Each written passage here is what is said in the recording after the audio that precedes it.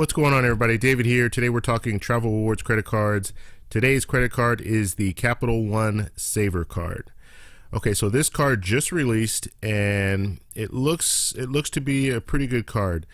Before I get started though, if you're new to the channel, please hit the subscribe button and don't forget to hit the little bell icon so you can get future updates on my videos.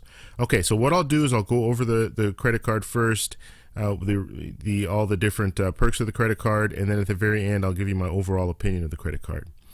So the one thing that really catches my eye is there's zero annual fee, so you don't have to pay anything on this card, and that is one of the situations where if you can afford to get the card, you know, if you can qualify and get the card, there's really no downside to it. Now you get 3% cash back on dining, you get 2% cash back on groceries, and then you get 1% cash back on all other purchases. Okay, so this is unique in that you get 3% cash back on dining. There are very few travel reward credit cards that will get you 3% back on dining. So that's a plus in this category here. And this card is specifically targeted for people who eat out a lot and go to restaurants and that type. So restaurant connoisseurs, I guess. You get 2% cash back on groceries. That's relatively unique. There are a few travel rewards credit cards that will get you 2% cash back on groceries, but most credit cards are going to give you 1% back or 1.5% back on groceries. And then you get 1% cash back on everything else. Now, in situations of travel, generally you can get, with other travel rewards credit cards, you can get 3%, in some cases even 5% back on travel. So this is not really a card that's meant for travel unless you're using it for eating out. So just be aware of that. Okay, the other nice benefit here is you get a $150 cash back bonus after spending $500 within the first 3 months. So it's just kind of an incentive for you to spend money in order to get that bonus of $150. So that's always nice. My overall, and I'll just tell you right now, my overall opinion of this credit card is it's good. It's one of those cards that you're not really going to lose out if you get it. There's no annual fee, and if you like the cashback option, it's definitely a card that I would have in my wallet. I don't have it yet, but it's something that I would consider.